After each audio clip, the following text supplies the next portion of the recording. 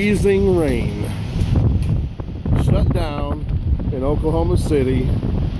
On our way to California on time. And now this. Welcome to Trucking 101.